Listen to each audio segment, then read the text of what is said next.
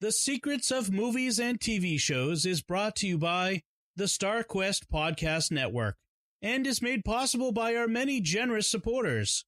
If you'd like to support the podcast, please visit sqpn.com/donate.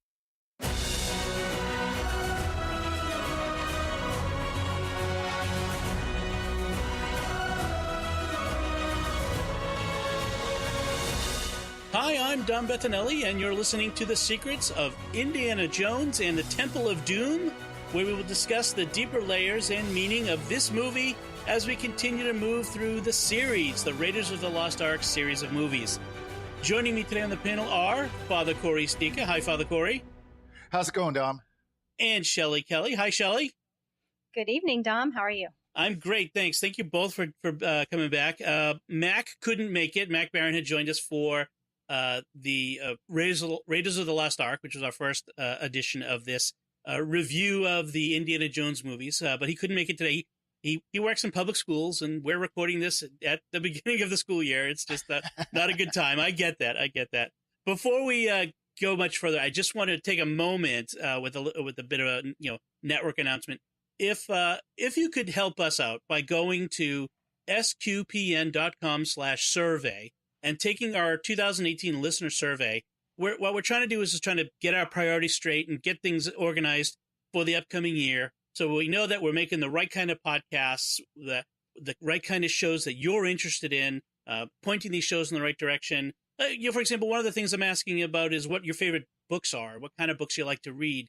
Because maybe we'll do a book podcast. I'd love to do a book podcast. I need to find some people who could do that with me. So we want to know, are people interested in that sort of thing? So if you could go to sqpn.com/survey and take that survey, we'd greatly appreciate it. At the end of the survey, we're going to choose two names out of a hat, not literally, but at random. We're going to take two names, and those two people will give each of them a $25 Amazon gift card as a thanks. I'd like to give everyone a $25 Amazon gift card, but then we wouldn't be here making podcasts. We'd be broke. So that's it. Thank you very much. So Indiana Jones and the Temple of Doom. Who here thinks that Indiana Jones and the Temple of Doom is their favorite Indiana Jones movie? Anyone? Yeah. Okay, so we're in agreement on that. The one of the things I found out, so this is a 1984 movie, second time out with George Lucas and Steven Spielberg, the two powerhouse Hollywood guys, making their sequel to Raiders of the Lost Ark, which was huge. It was a giant movie. Came out in 1980. Now this one comes out in 1984. And it wasn't as well received, shall we say. It did fine at the box office, made some money. But at the time, people weren't really all that happy with it. What was your reaction? Like, I assume you both saw this, Yes. Back when it was originally out in theaters. You're old enough, like I am, to have seen it then. What was your reaction when you were a kid seeing this? Shelley, why don't you go first? Because I kind of gave you a lead on that one. Yes. So I was 13 when I saw this, and it terrified me.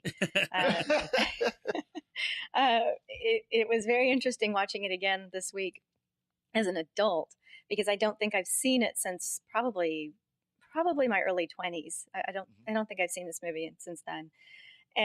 But what 13-year-old girl goes to see this movie in the theater, and I probably went with my dad. I don't remember.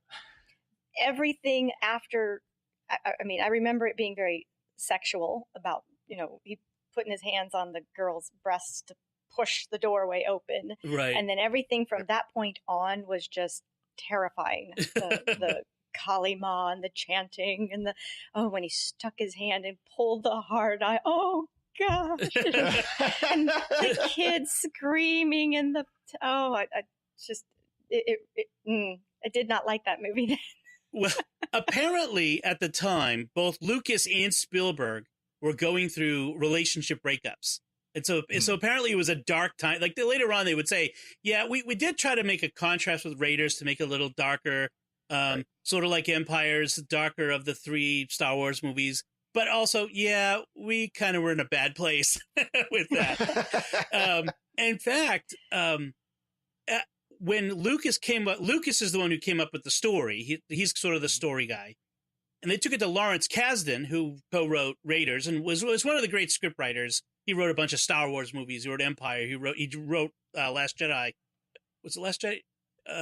Or was it? No. He wrote, I'm sorry, Solo. And he's been around and written a bunch of stuff with Lucas and Spielberg.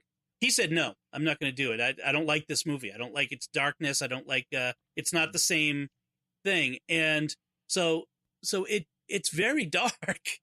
Yeah. I mean, I think it lost me before they went into that tunnel at the dinner. I don't want to get too far ahead, but let's just say, as a kid, I mean, I was a little older in 1984. I was maybe 2 or 3 years older than you. I still was like, oh, I did not like this. And in fact, it's probably been more than 20 years since I've seen this movie. Whereas I've seen Raiders and Last Crusade and much more than that. Right. Crystal Skull. They play Raiders and Last Crusade. They play those on cable all the time. Yes. So you see those on TNT and TBS and all the different channels, but Temple of Doom you don't see repeated very often.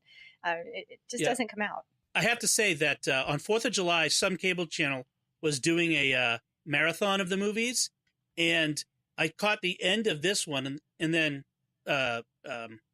Last Crusade, and it looked amazing. They've done some kind of work restoring the prints. It looked like high def, like it was filmed in 4K. It looked really great. I've got a DVD, so actually, I watched the streaming Amazon. I also have it on DVD, but you can stream it on Amazon Prime.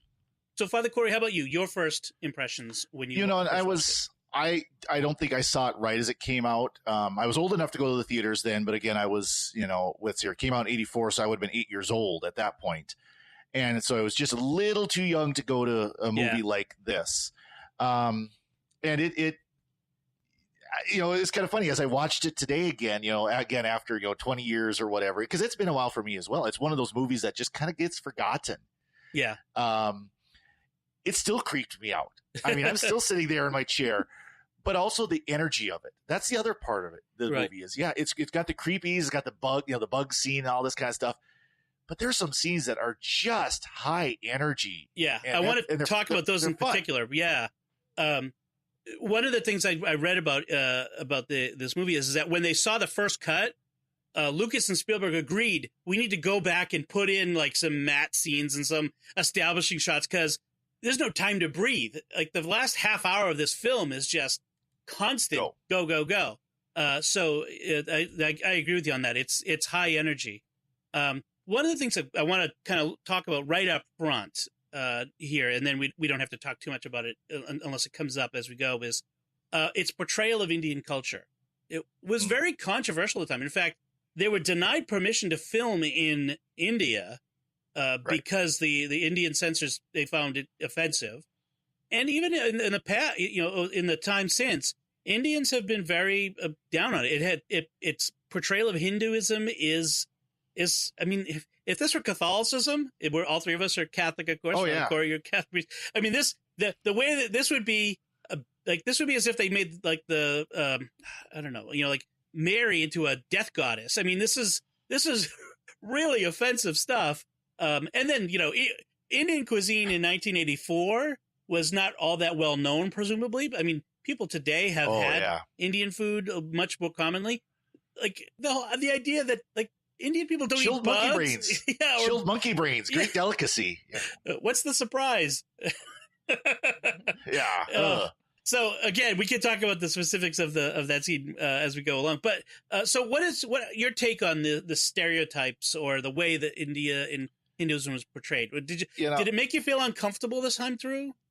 It's of course I know a few Indians, but I know them, they're Catholic priests, so I know from their point of view. But yeah, I would be very interested to go to, say, Father Jose, who I work with. He lives over in the reservation, and say, so what do you think of this? And then just start a recorder and see what he has to say, because I have a feeling it would be, like you said, I have a feeling it would be very negative.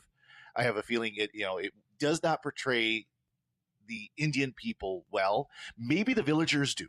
Yeah. But the rest of the movie, not so much. Once they get into the that meal scene, for example, definitely not. Right.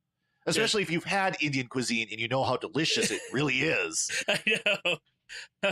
How about you, I Shel? thought it was campy. I thought, Yeah. So two things. First, when I watched it as a teenager, keep in mind in 1984, we didn't have the internet. We weren't quite so global and worldly as we are today. So that I hesitant to say that might have been my first exposure to India and British colonialism and the history of that country. I do remember that usually when I saw a movie like that, it would make me go to the library and learn more about whatever it was I'd seen. So I do remember looking up what was a Maharaja, what did the British and the revolt, and why were the British in India, and who was Gandhi? Gandhi had come out, I think, the year or two before, but I didn't see that movie. Right. So that was in the news very much. But looking at it today, I can see where it's culturally inappropriate by today's standards. But at the same time, as we've talked about, Indiana Jones movies are campy. They're fun. They've got some other inspiration. And if you go back to where this movie got its inspiration, it goes back to a 1931, I think it's 31, movie called Gunga Din, starring Cary Grant. And that movie is based on an 1890 Rudyard Kipling poem. Now, Rudyard Kipling is really not considered acceptable today because it's so to his time. And to his time today is not acceptable in this new global diverse world. Now it would be called offensive and racist. But back then it was not. It was his experience in a limited section of the world. And he was in India. So then flash forward to the 30s. And like we talked about how Raiders goes back to all those, or maybe it was Solo. We talked about the spaghetti westerns and the funness of it. This movie pulls it forward. If you go back and look at Gunga Din with Cary Grant, all of those scenes that I hated so much and still don't like, they come right out of it. That whole thuggy cult scene and the experience of it and the stereotyping comes right from it. So. Yeah. But honestly, on the food scene, I thought it was just supposed to be campy and fun and to make you squirm and and it is. It's supposed to be, so you can get the blonde girl screaming and the kid looking like he's ready to throw up. And, Give me your hat. Why? It's gross out humor. It's gross out humor. Yeah. And Spielberg and Lucas are kind of being kids.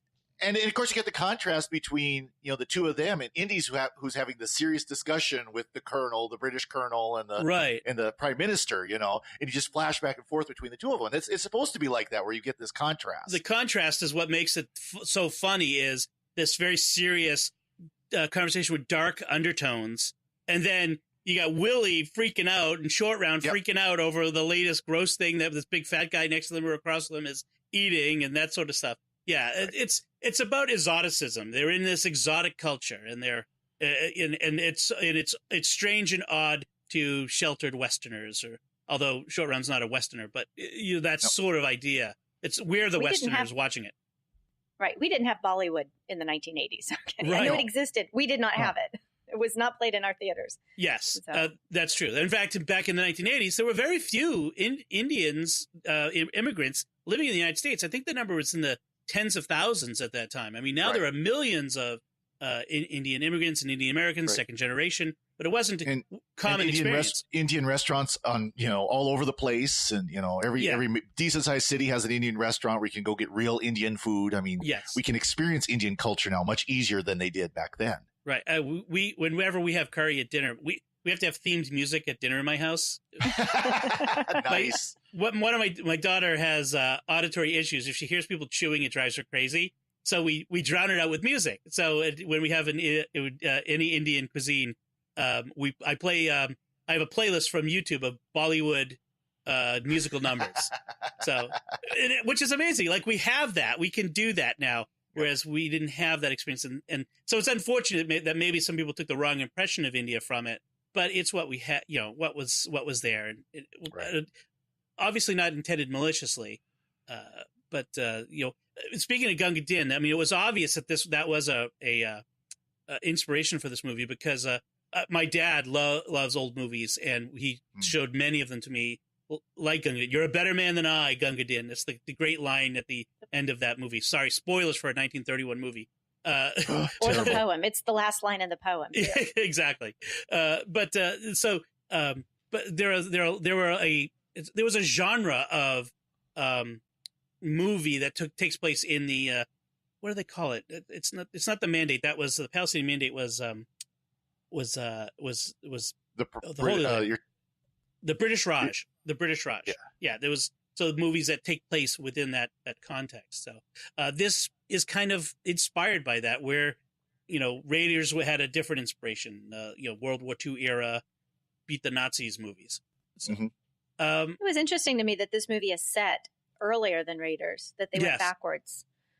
They wanted a prequel, I guess, because Lucas later said that he wanted to make it a prequel because he didn't want to do the Nazis again. And if it's not the Nazis, then what do you do? Which we ended up with Crystal Skull. Turns out, if you have to do it after the Nazis, you end up in the 50s and you have aliens and communists, Soviets.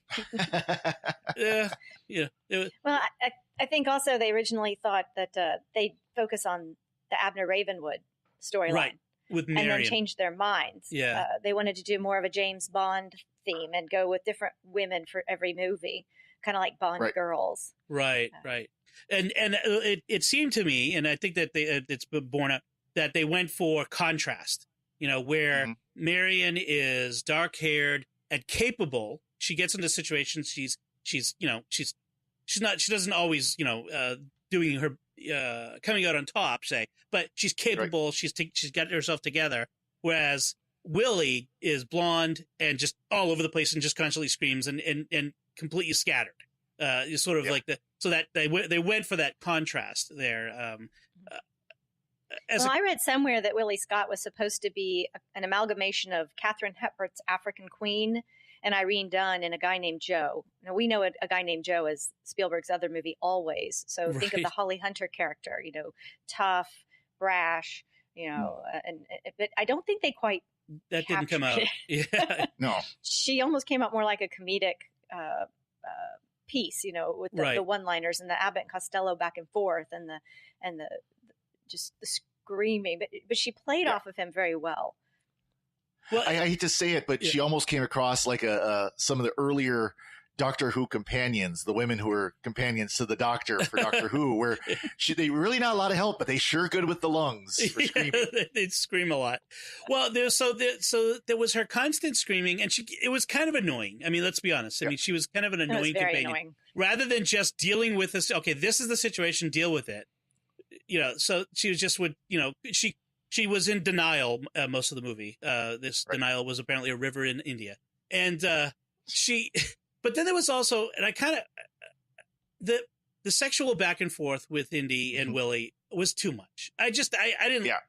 I was like, I don't mind a little romantic tension, but this was like it was almost like they decided to ramp it up. And again, I wonder how much Spielberg's and Lucas's bad love lives at the time had anything to do with that. That's funny you say that, because I had read that before I watched the movie earlier this week, preparing for today. And knowing that, having that in my head, made me see the movie in a completely different way. The cynicism or just you could tell that where they were when they stole their children. It made me wonder who was in a custody battle when they were writing this. Sure. Because there were just lots of little pieces, and definitely we've never had a kid in Indiana Jones before, and suddenly we've got this little orphan that he picked up when he was 4 years old. Well, Short Round's not in any other Indiana Jones movie, right? So something has obviously happened to him. But there's such tenderness and protectiveness from Indiana with Short Round. It makes you wonder. I didn't look up whether Spielberg or Lucas either had children at this time. Oh, that's an interesting question. Yeah, I'm not sure if they did, but certainly, I mean, Short Round. Kind of moving into the movie. Short Round, I think, is the high point of this movie for me. I know absolutely. For some people, they find him annoying or he's too much of a stereotype. I just think, I mean, in this movie, and the same actor was in Goonies, I think he's great. I loved him, and it is sad that there weren't more movies with the actor. Jonathan Kwan, I think his name is, in it. Apparently, they auditioned 6,000 kids for this role around the world. And he was cast after his brother auditioned. Spielberg liked his personality, so they had him and Harrison Ford improvise the scene where Short Round accuses Indy of cheating during the card game, which is great. Oh, yeah. I mean, that's a great scene. I mean, this kid has stage presence. He's he's got the likes of Harrison Ford there, and he stands up there and he's got that presence. He's so good. I like him. And he's best known only in the Goonies role as Data. If you go and search him online, he did just a few movies. Yeah. And you can catch him on YouTube as an adult talking. He went to film school, and now everything he does is behind the scenes. Right. Oh, cool. Yeah. Behind the camera, I should say. Yes, behind the camera. Well, that's neat. It's. There's more to say about one of the things you talk about now, as you mentioned, the whole thing about Spielberg and Lucas having their going through their, were they having a custody battle at the time? The fact is that when Indy has been been made to drink the blood, and he's got the Kali flu or whatever it is. Yeah. The Kali Ma darkness. Yes. It's Short Round's love that saves Indy. Right. It's the love of the child for the father figure that saves him. And I mean, Spielberg is all about fathers and sons in his movies. I mean, in E.T., famously, there was the boy Elliot didn't have a father. But so and I mean, obviously, Star Wars is about a father and a son. So both of these creators were very much focused on the relationship between fathers and sons, and that comes out here in that relationship between Indy and Short Round. And it's kind of sad that they didn't follow up on that relationship with the two of them. If nothing else, it would have been great to have seen in Last Crusade, the grandfather, the father, and the son. Right. Well, I mean, the Last Crusade was father and son again. I mean, that's the funny thing. And so, it would have been great to see Short Round again. And I wonder if it's just that the actor wasn't available, or they felt they just never thought, they kind of dropped the idea. Yeah, I hate to say it, they probably dropped the idea after this movie, which is too bad, because it really was kind of a humanizing aspect for Indy. He wasn't just the great adventurer, who went around the world doing archaeology, but was also this adoptive father, basically. Yeah. I guess given that this is a prequel to Raiders and Short Round wasn't in Raiders, then it raises the question, if he shows up in the movie after Raiders, where was he during Raiders? I mean, and they could have explained that, but yeah, boarding school or whatever, right? So very interesting. Apparently, here's a little trivia. Willie, Indiana, and Short Round are all names of the dogs of the various filmmakers. So Willie was Spielberg's dog. Indiana is Lucas's dog, which makes the line in Last Crusade funnier. We named the dog Indiana, and Short Round was one of the screenwriters' dogs. So just a funny bit of trivia. So let's go to the beginning of the movie. Again, they open, and I'm not going to go step by step through the movie, but just hit some high points. They open up on an image of, with the Paramount Mountain fading into something that has a mountain on it. In the Raiders, it was the mountain near the Jovitos temple, I guess. In this one, it's in the nightclub in Shanghai. And we get a Busby Berkeley, musical number, Anything Goes, sung in Mandarin by Willie, which apparently Kate Capshaw had to learn in Mandarin. Oh, wow. So very impressive. She did a beautiful job with that song. Yes. Oh, yeah. It was a little long, honestly, the scene, the dancing part of it. I felt like it kind of went on a little long. Maybe that's with 30 years, the way they make movies today versus then sort of thing. But it could be because the fact they decided to run the credits over it. Right. They had a certain length of time that they had to show for the credits. So why not just use this one long song to do it? Right. And that's when go ahead. Oh, sorry. Did you read or did you see what they had planned to begin this movie with? They wanted to begin it with an action sequence, and they had planned for there to be this big motorcycle chase with Indiana Jones on the Great Wall of China. Oh, right. But they couldn't get permission from the Chinese government to use the Great Wall of China. So they went back. So they went back, and the screenwriters they had been, I think it was a husband-wife team that did American Graffiti with George Lucas. That's how they brought him back. And they talked about this musical number, and I think they used it in a later movie they did with him, but they said, hey, why don't we do this musical we've been toying with? And they tried it, and they thought it really worked. And actually, I like the change. I like the difference. It's very campy. It sets the theme in the 1930s. I'm watching it, and I'm getting this image of like Depression era Little Orphan Annie with the Rockettes kicking. Oh yeah, Right. And then, when they start the fight with the balloons and it's just chaos. And I kept Yes. thinking, this is like watching one of those old time food fights yeah. So that you see. this was filmed last. This was the last thing they filmed in the movie. Was After the nightclub everything. scene? Yeah, the nightclub scene. Which, by the way, the nightclub is called Club Obi-Wan. There's a Yep, sign. saw that. Yeah, so that was a lot of fun. But I have to say, this fight scene is like with the diamond on the floor and the antidote for the poison that's been given to Indy rolling around, and just what a great scene, great choreography. It's just an awesome scene. I really love it. The movie definitely starts out on a high note with this scene because the colors and everything are light and vibrant.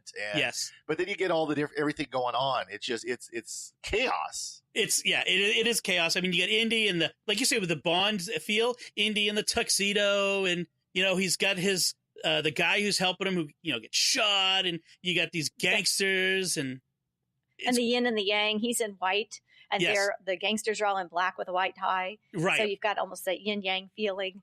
Yeah, and she's in that bright red. Right. And she's kind of clueless in this whole scene. and then it goes like when you can't catch your breath, they go out the window, down the awnings, into the car, being driven by Short Round. And then there's a car chase. You gotta love the car chase with the kid riding it, where he picks up the rickshaw and takes off. Yes, and he's wearing a Yankees cap in the middle of Shanghai. Yeah, and he's reaching the pedal because he's got a box tied to his shoe to reach the pedal. So right off the bat, you get this idea of Short Round as this this street kid, street smart. He's nearly the equal of Indiana Jones, and it's such a great introduction of him here. And then they get to the airfield, where who meets them at the airfield? Dan Aykroyd. That was so great. It took me a long time. I kept rewinding it. I know this voice. Who is this? And I had to Google it finally. Yeah, well, he's got the accent going. He's got a British accent. And he helps them get on this plane, and Indy's, all smug, like, "Hey, we escaped from you," to the gangsters. And they close the door, and it's the gangsters' own airline. Now, yeah. It's like James Bond in the unfortunate ways too, which is instead of the pilots waiting for them to fall asleep in the back of the plane and shooting them, they decide to destroy the plane, to jump out of the plane and destroy the cargo and the plane and everything. With this overly elaborate plot to kill him. It's just kind of funny. They had to make it look like an accident. Why? Just shoot him. Except there's fun in that, right? Well, yeah, I was going to say, they're chasing him through the streets of Shanghai, shooting at him, but once he's on the plane, it's going to look like an accident. Yeah. Well, I guess they open that door and nobody wakes up.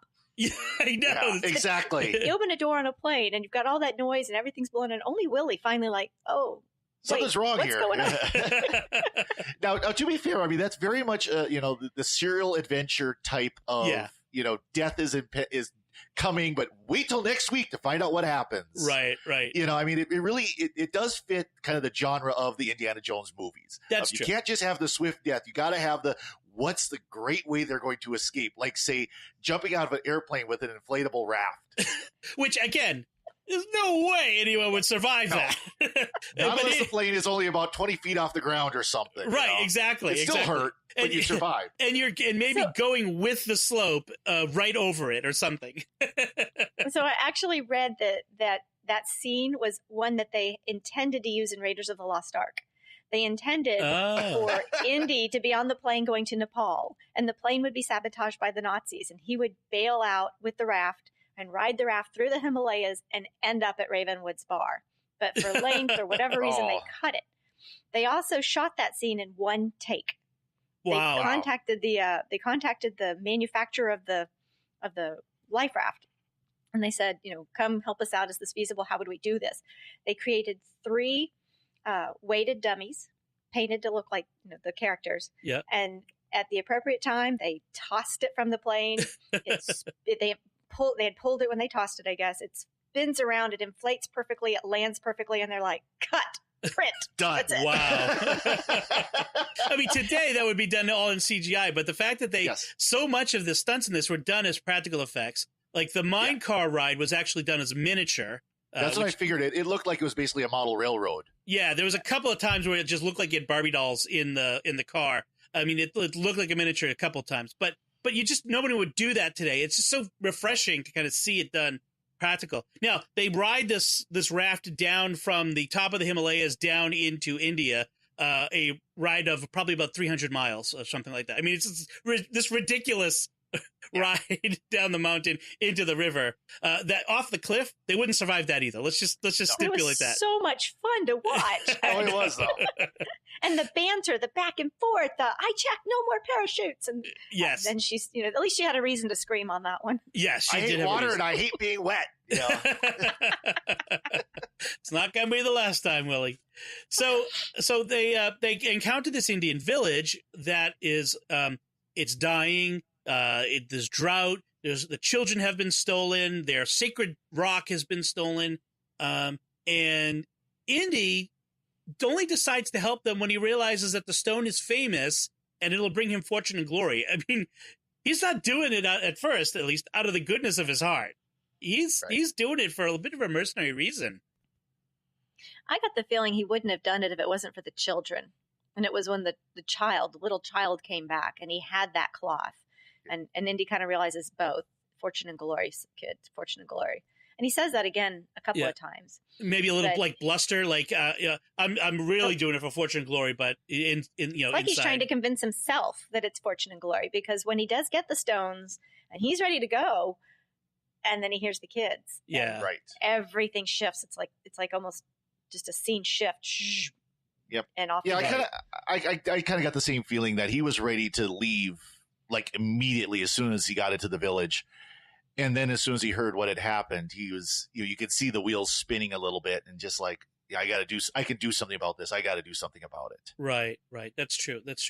And there are a couple of scenes, especially where he's alone with Short Round, and they're kind of talking, where you kind of, maybe that's designed to kind of show like he's got this paternal instinct that's revving up in him right now to, to do something about this. So they make their way to Pankot Palace, and they have this funny adventure along the way. Willie keeps getting into these difficult situations. The elephant, and the snake, where she she thinks it's the elephant continuing to annoy her with the trunk, and she grabs it and throws it. Turns out it's a big snake. She doesn't even notice it. So funny there. And then we talked about how the card scene was an improvisation with Short Round, and so they get to this Pankot Palace, and it's this very civilized reception. It's in contrast to what you expect.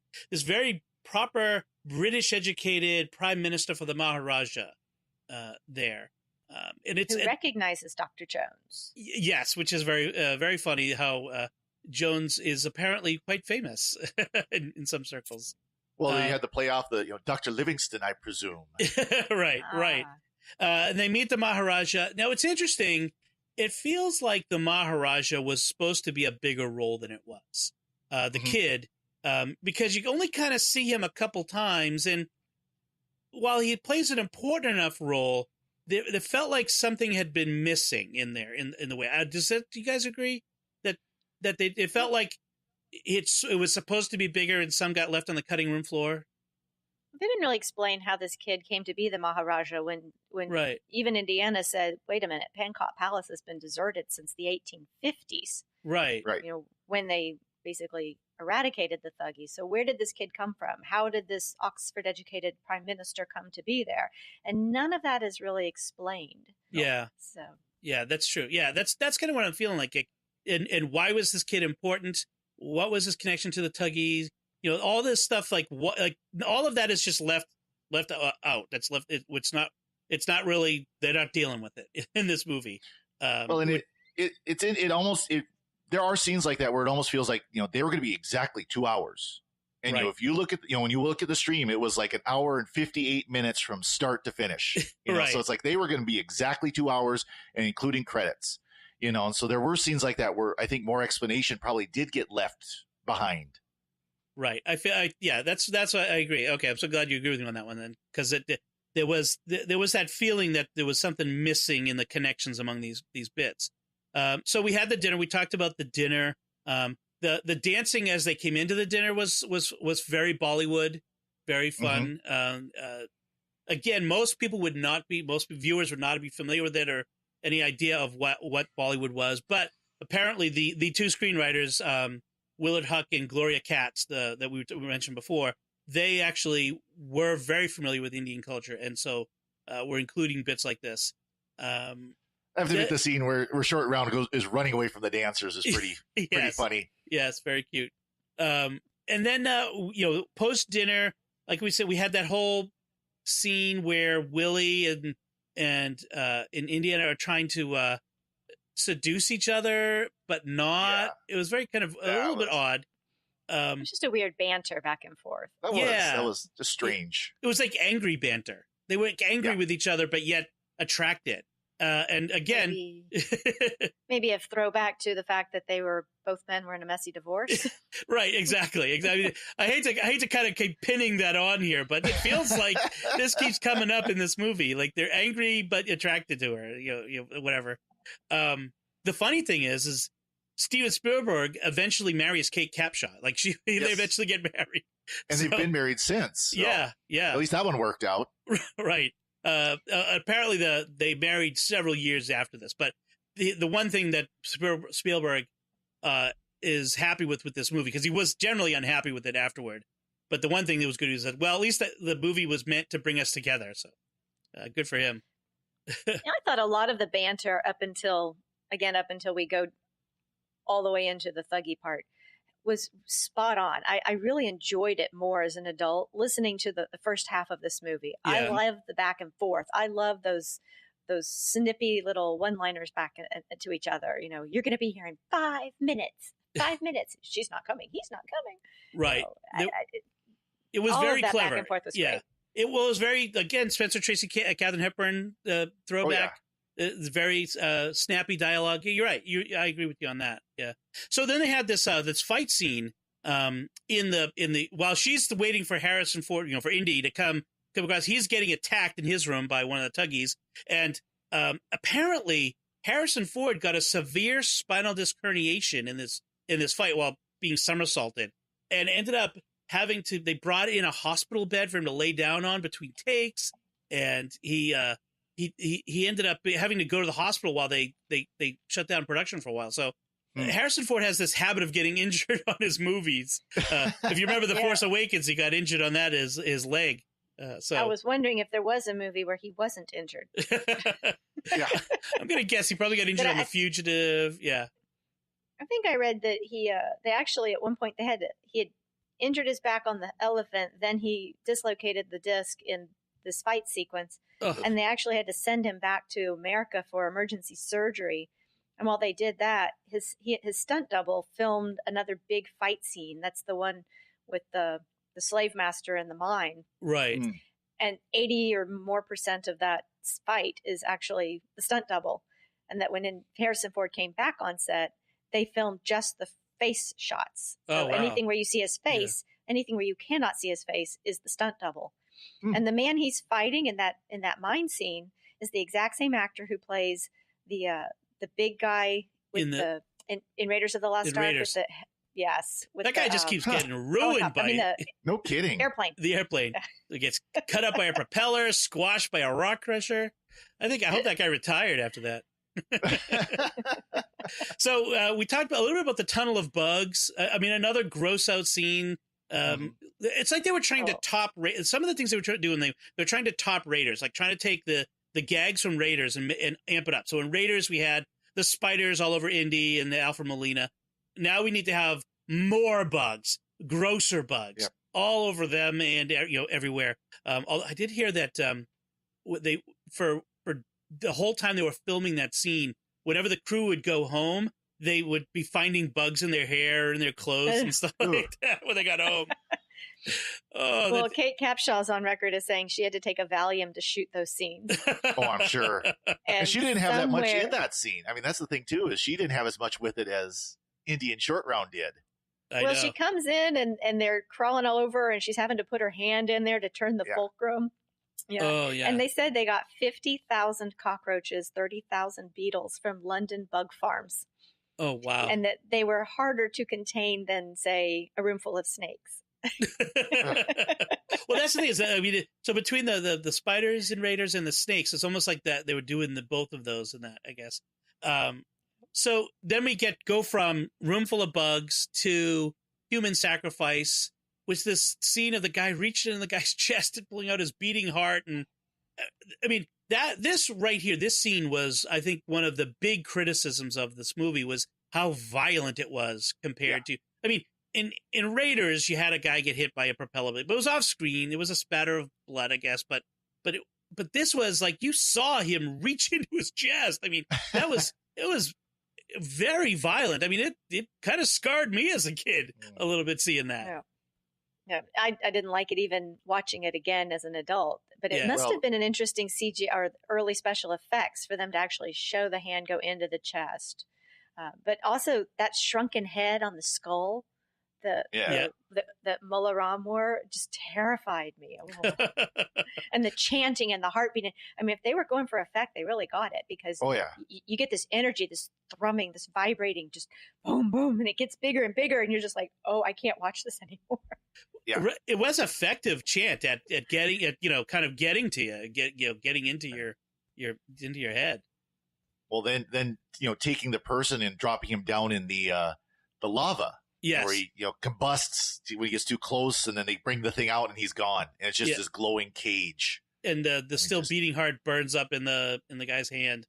Yeah. Yeah. The one of the interesting aspects was, did you notice when Indy takes the stones out of the skull? He's got the 3 stones and the skull under the statue of Kali. Mm-hmm. There's a big snake carving on top of it.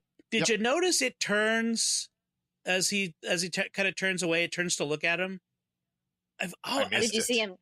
Did you see him tip his hat to the snake? Yeah, like he was kind of like, ugh. But they never did anything with that. It was very interesting. Like, I remember seeing that as a kid, going, why did it turn?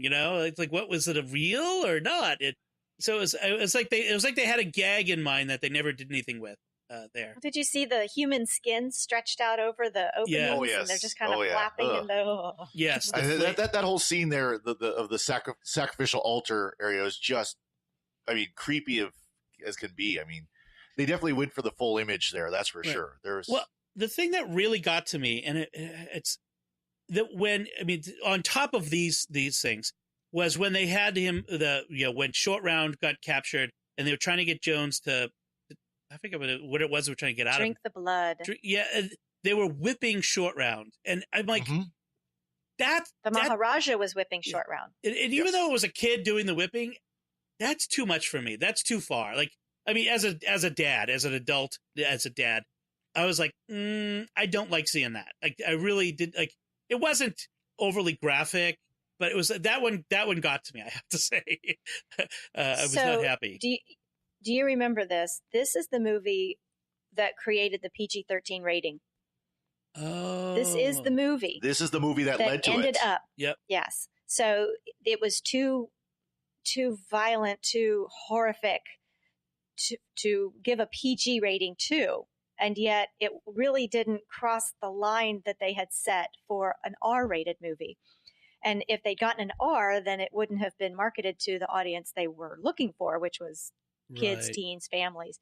And so after this movie came out and all heck broke loose, I think it was either Spielberg or Lucas who worked with the National Motion Picture Office and said, thank you, and said they actually proposed different ratings for PG. It was PG-13, PG-2, R13. There were different suggestions that he made, but he was very instrumental in getting a PG-13 rating created.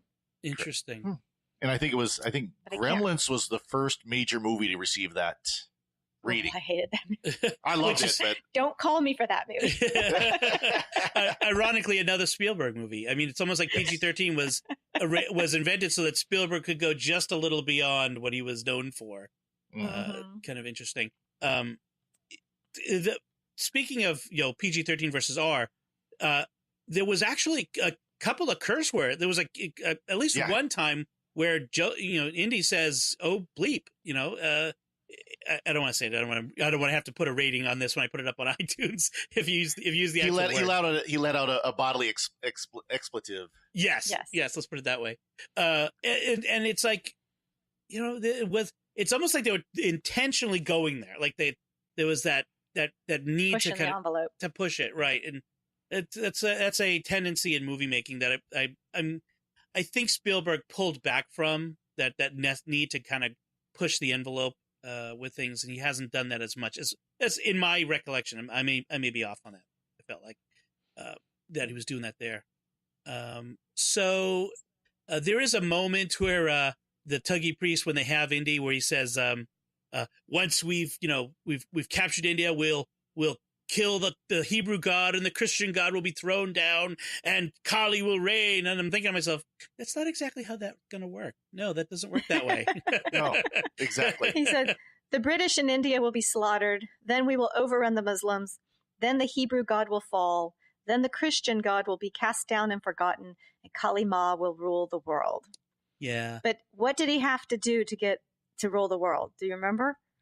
Why did they have the kids down in the mines? What were they looking for? Oh, they're looking for the other stones.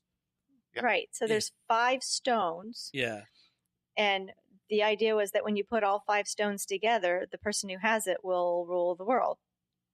Right? What does that sound like that's in popular movie theaters today? What do you... Oh, the Avengers. Infinity Stones. Yeah, the Infinity Stones. That's interesting. Yeah. So I wonder if the original Avengers Infinity War idea with the Infinity Stones came from someone's understanding of the Shankara stone myth in Indian culture. Now, do we know is that actual myth though of the stones, or is that something that was made up by the producers? Well, the Sankara stones are based on the Sivalinga, a symbol of the Hindu god Shiva. And according to Hindu lore, Sankara was a priest who ascended Mount Kalisa, where he met Shiva, and Shiva gave the 5 stones and invested them with magical properties that Shankara could use to combat evil. Right. And so, yes, I found it online, so take it with a grain of salt. This guy says that that there are no Sankara stones per se, but there are sacred stones known as lingam. But Sankara was a like you said, the person. Priest, yeah. So interesting. I wonder. That's kind of curious. Or were they, or if someone took it from Indy, the whoever did Avengers. That's kind of funny. And the thing that kind of got me was like, so they hid the stones underground, like buried them deep in catacombs, but that collapsed, maybe. The way a loyal priest hid the stones in the catacombs, so when the British raided the temple 100 years before. Right. Well, they weren't digging for the stones. They were searching for the stones in the catacombs. But they were digging for the gems to get the money so that they could keep the search going. Oh, right. Okay. Right. He did say that they were mining the gems and looking for the stones at the same time. Yeah. I missed that. Several times I've seen this movie, I must have missed that each time. So, let's see. One of the things that kind of comes up in this one, I was noticing just around this when they're running around in the mine. Short Round sounds a lot like Elmo. Did anybody else notice that? Like the voices, or given the timing, I'm gonna have that in my head. I wouldn't know. I don't have any kids where I've had to listen to Elmo. So Elmo sounds a lot like Short Round. It's probably more properly the way there they you put go. it. Maybe it's modeled on his voice, but there's a couple times where I'm like, that sounds like Elmo is running around Dr. Jones. So the minecart chase scene. I mean, that's such a classic. So it pulls from classic old movies that predate Indiana Jones, but its use in this movie makes it a new classic. I mean, just this ridiculous complex of tracks and sidings over lava pits and all this craziness. But it's so great. I love the tracks hanging over lava. They're not flexing or anything as the cart goes over. Exactly. But it's such Go ahead. Go ahead. Sorry. The minecart chase, that's the other idea that came straight from Raiders that was cut. Yes. So they had actually planned a minecart chase at the end after the Ark was open, where Indy and Marion would load the Ark onto the minecar to escape the Nazis. Huh. Oh, but they just cut all that out and got them right back to Washington, D.C. instead. it's somewhere in there, yes. But okay. So those two things, the raft and the mine car, were ideas that they started this. They actually wrote this movie almost around those two ideas as action sequences. Okay. How can we work this in? So one question that came up for me is at the end of the chase, as the water is chasing them down the tunnel, and they come out at the end, and it's a cliff, and they have to stand on the side. Where did those tracks originally go?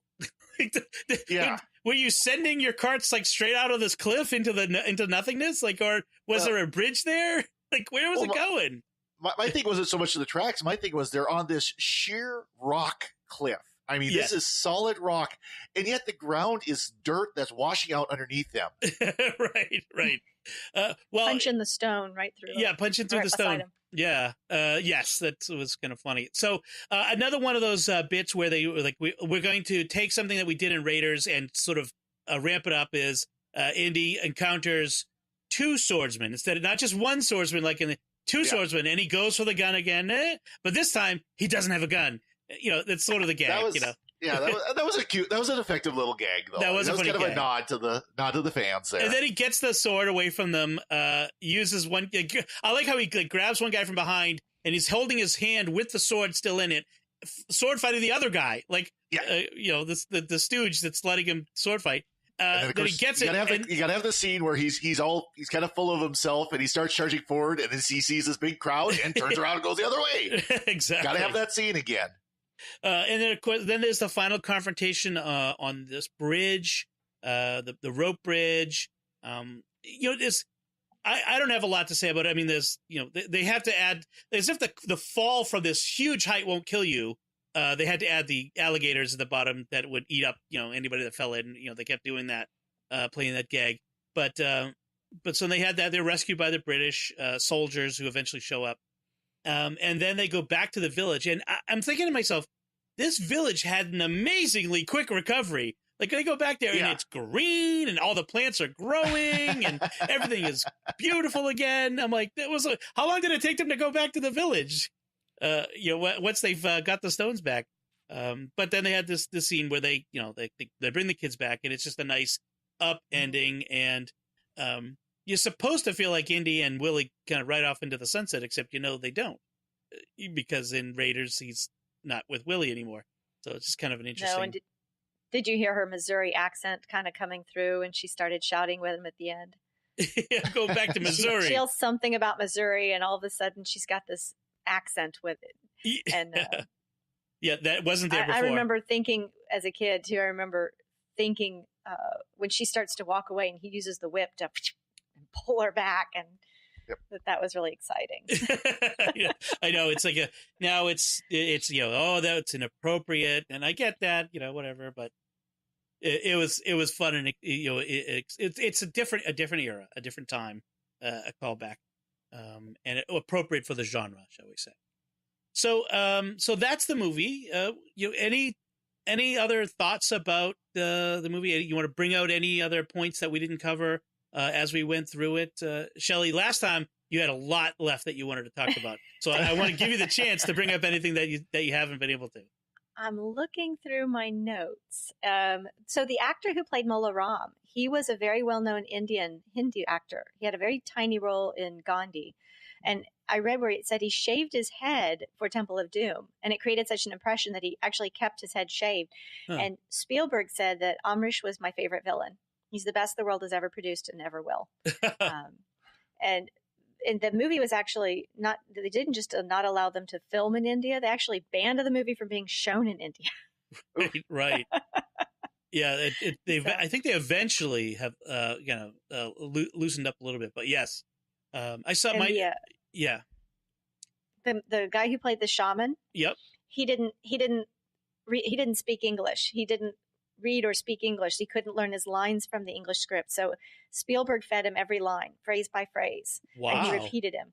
So Spielberg literally mimed all of the things, and he, made me think of when the kids are really little and they're doing the dance competition, or they're doing their first dance recital on the stage, and the teachers are hiding in the wings doing the dance beside them, and the kids are just mimicking them.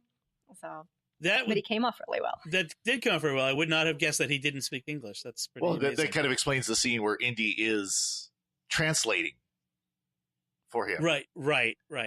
where he's telling the story, the shaman's telling the story, and Indy's sitting there translating as they go along. That kind of explains that, actually. I bet that was added later. Right. Interesting. Great. Any other bits we want to mention? It's not a whole lot. George Lucas and Steven Spielberg have a cameo. Oh, where are they in this?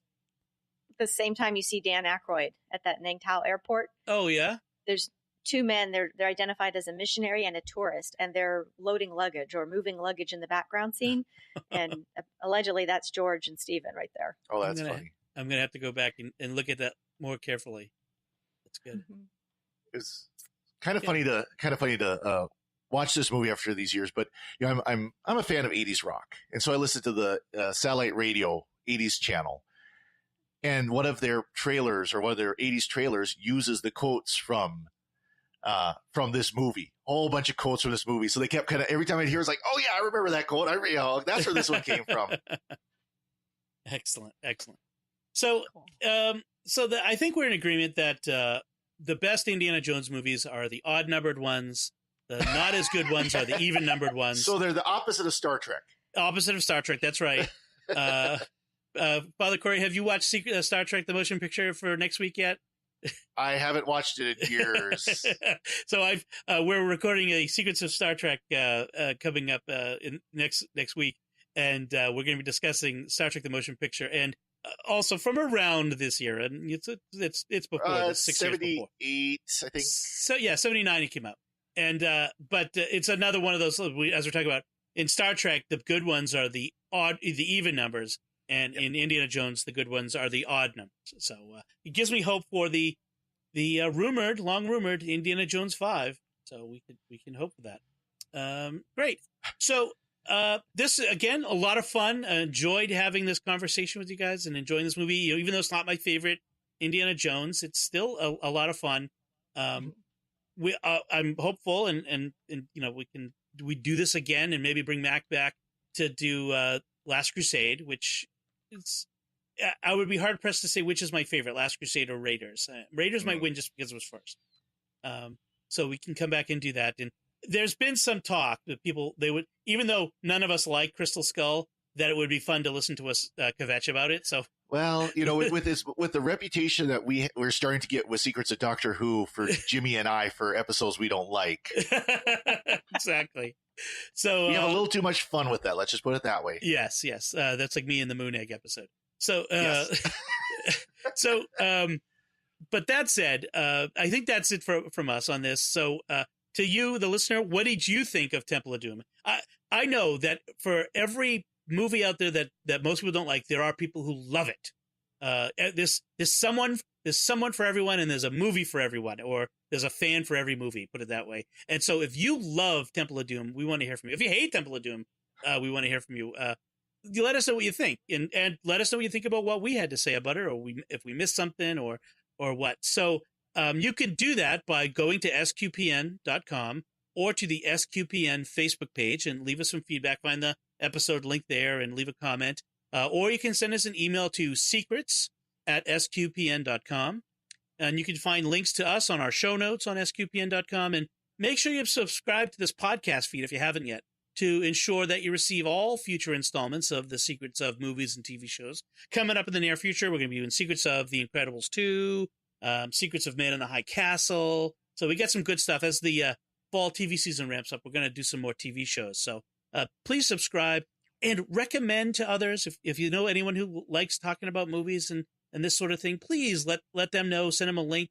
Ask them to subscribe. And one way you can help is to, if you find us on Facebook, like the podcast, or retweet it on Twitter. Write a review on iTunes. If you can give us a nice 5-star review, it bumps the algorithm and lets people know that it's here. So we'd appreciate if you do whatever you can do.